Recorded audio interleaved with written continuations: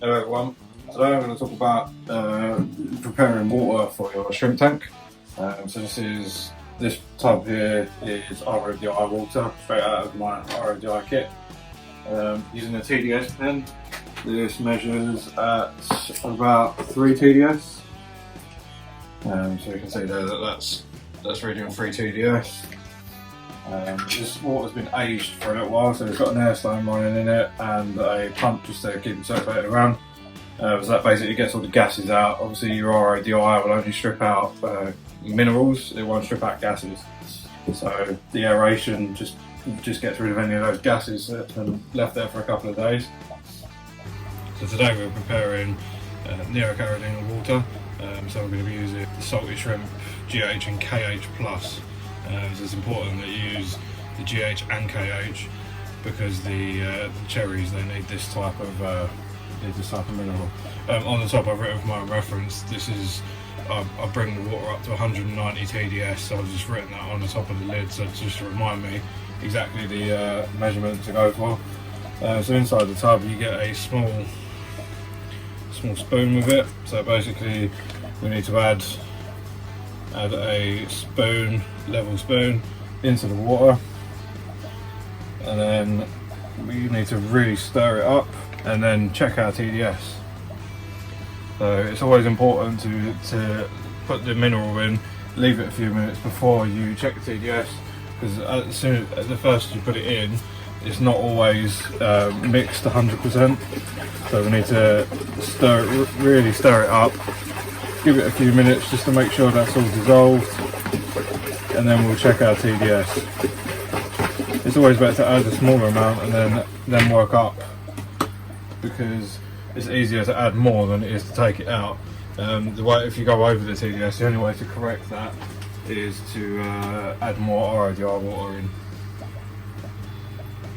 Right, so this has been a few minutes, this water's been sitting here. I'm going to take my TDS pen again, we're going to measure that. Currently we're reading 64 TDS, and that's less than the 190 that we need. So we're going to go ahead and add another spoon in. So again, another level spoon of the powder into the water, and then again you're just using a clear tube. Going to really stir it all up again. Make sure we're getting all that mineral mixed in, and then once we've stirred it, we're going to leave it again for a few minutes and then recheck the TDS.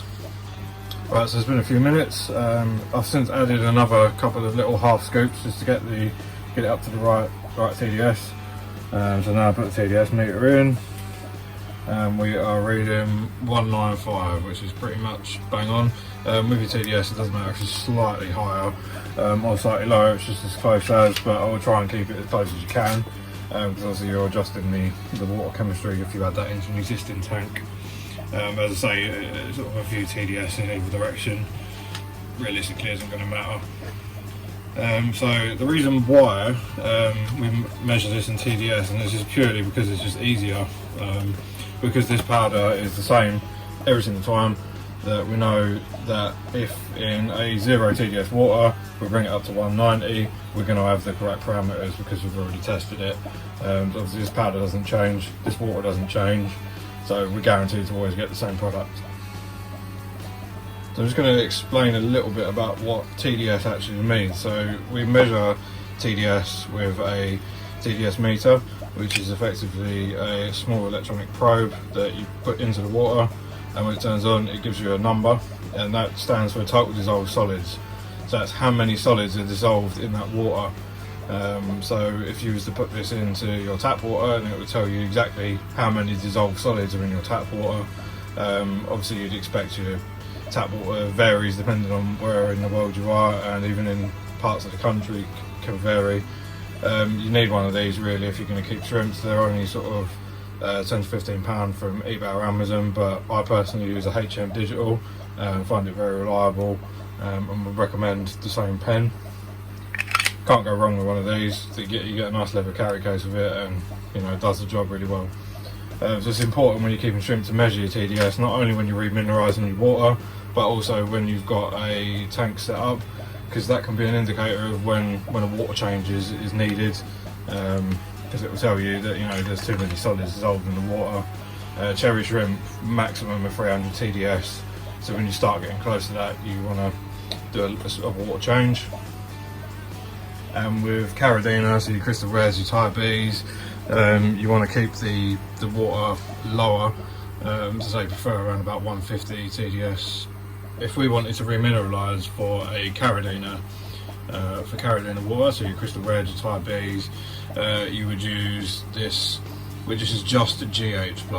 So same brand, it's still salty shrimp, but this is only GH, it doesn't add any KH to the water at all.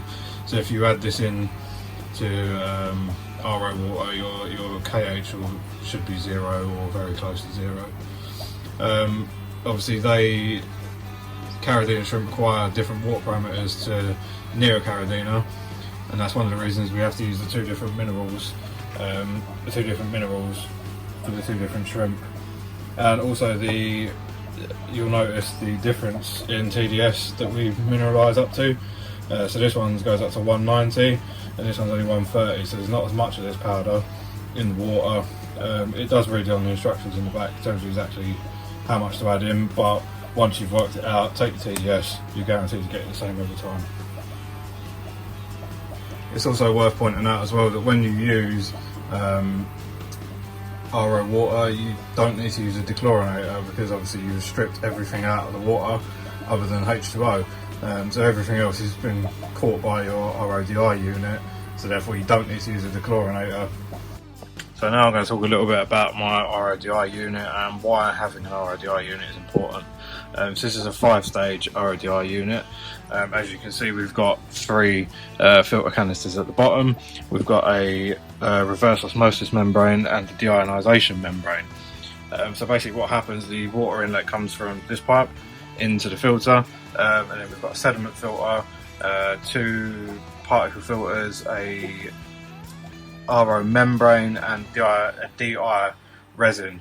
So basically what happens is the water is forced under pressure through these filters, and we have 2 lines coming out. So the red line is our waste, so this is all the chemicals and all of the high TDS water that basically just gets dumped straight outside. And then we've got the white line coming in here, which is our 0 TDS water, or very close to 0 TDS water.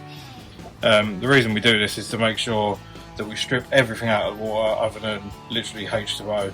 The reason for this is obviously you don't know what the water companies are putting in your water supply. Obviously we know for a fact that there's chlorine in them at the bare minimum, but obviously this varies from country to country. So we use an RODI just to make sure we get absolutely everything out of the water, to make sure that we're not putting anything dangerous into our shrimp tanks. Also gives us the ability to change certain parameters of the water. So obviously now that we've got it in the RODI bucket, we can actually determine what pH this is going to be. We can determine the hardness of the water, the GH, the KH. We can adjust all of those parameters with our minerals. And what this allows us to do is to keep different species of shrimp in our own water parameters, because obviously these shrimps are used to certain parameters from different places around the world, and we can replicate that by remineralising our RODI water. So having an RODI is important. It's worth noting that they function best under pressure. So where in my fish room at the minute, this is fed off of a hose pipe supply from the main house out of the tap. The pressure coming into here is only about 35 to 40 psi. Now this particular RODI unit functions best at around about 70 psi. So for that reason I've had to use a small booster pump down here. Small booster pump just to give us the extra pressure boost, and also you can see there's a slight it's a pressure bypass system going on there as well, so that we can regulate the pressure going into the RODI unit. So basically this allows us to keep various different types of shrimp. As you can see, we've got the red cherries in their perfect optimal parameters, and we've also got the Caradina shrimp up here in their perfect optimal parameters as well.